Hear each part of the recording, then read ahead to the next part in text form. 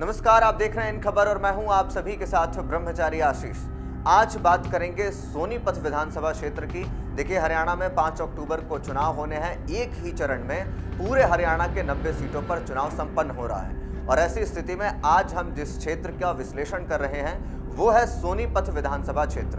तो ऐसे में सोनीपत विधानसभा क्षेत्र में क्या क्या समीकरण बनते बिगड़ते नजर आ रहे हैं, इसके ऊपर विस्तार से चर्चा करेंगे। सबसे पहले आपको बताते हैं कि सोनीपत सीट जो है वो एक जनरल कैटेगरी की सीट है, जहां पर अनुसूचित जाति के लगभग 33,000 जो मतदाता हैं वो वहां पर रहते हैं। और इसी के साथ साथ मुस्लिम समुदाय की अगर बात करें तो वहां पर लगभग 9,070 के आसपास ऐसे मतदाता हैं जो कि मुस्लिम समुदाय से अपना ताल्लुकात रखते हैं। अब बात करेंगे कि सोनीपत सीट से कांग्रेस ने अपना उम्मीदवार किसे बनाया है। तो इस बार कांग्रेस ने अपना उम्मीदवार सुरेंद्र पवार को बनाया है और इसी के साथ साथ सुरेंद्र पवार जो है वो मौजूदा विधायक भी सोनीपत से हैं और कहीं ना कहीं उन्होंने पिछली बार भारतीय जनता पार्टी की कैंडिडेट कविता जैन को भारी मतों से कहीं ना कहीं हराया था। और इसी के साथ साथ इस बार कविता जैन का पत्ता जो है वो भारतीय जनता पार्टी की तरफ से कट गया।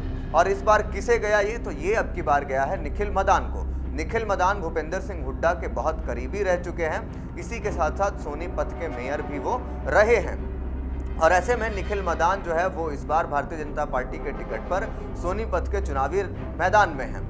मगर कविता जैन को जैसे ही ये खबर मिली कि उनका पत्ता इस बार कट गया है तो उनके पति राजीव जैन ने बतौर निर्दलीय प्रत्याशी जो है वहां से नामांकन भर दिया। लेकिन इसके पीछे एक दिलचस्प कहानी है, क्योंकि कविता जैन 2009 और 2014 में भारतीय जनता पार्टी के लिए टिकट जीतकर आ चुकी हैं, सीट जीतकर आ चुकी हैं। तो ऐसे में कविता जैन जो है वो चाह रही हैं कि वो इस सीट से चुनाव लड़ती भारतीय जनता पार्टी की तरफ से। लेकिन पार्टी के आला कमान ने 2019 के रिकॉर्ड्स को देखते हुए, 2019 के जो मतदान हुए थे उनको देखते हुए इस बार उनको टिकट नहीं दिया और इस वजह से कविता जैन अपने पति जो है उनके राजीव जैन, उनके ये दोनों जो प्रत्याशी हैं ये अब की बार कहीं ना कहीं बतौर निर्दलीय लड़ते नजर आ रहे हैं। और ऐसे में आपको बताते हैं कि एक बार सोनीपत की जो तमाम इतिहास है, जो तमाम पृष्ठभूमि है वो कैसी रही है। तो आपको बताते हैं कि सोनीपत में 2019 के विधानसभा चुनाव को कांग्रेस के उम्मीदवार सुरेंद्र पवार ने जीता था।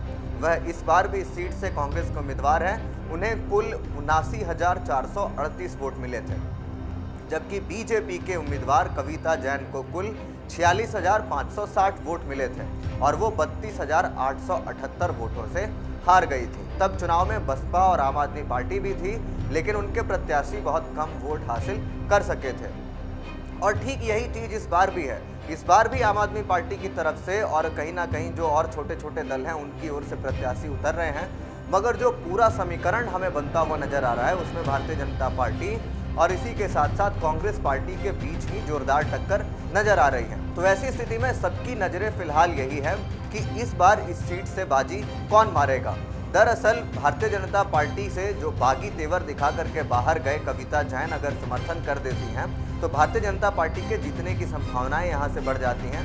मगर फिर भी अगर ऐसा नहीं हुआ तो फिर कहीं ना कहीं कांग्रेस पार्टी के आने की संभावनाएं इस सीट से ज़्यादा बनती नजर आ रही हैं। बाकी के अपडेट्स के लिए देखते रहिए इन खबर। धन्यवाद।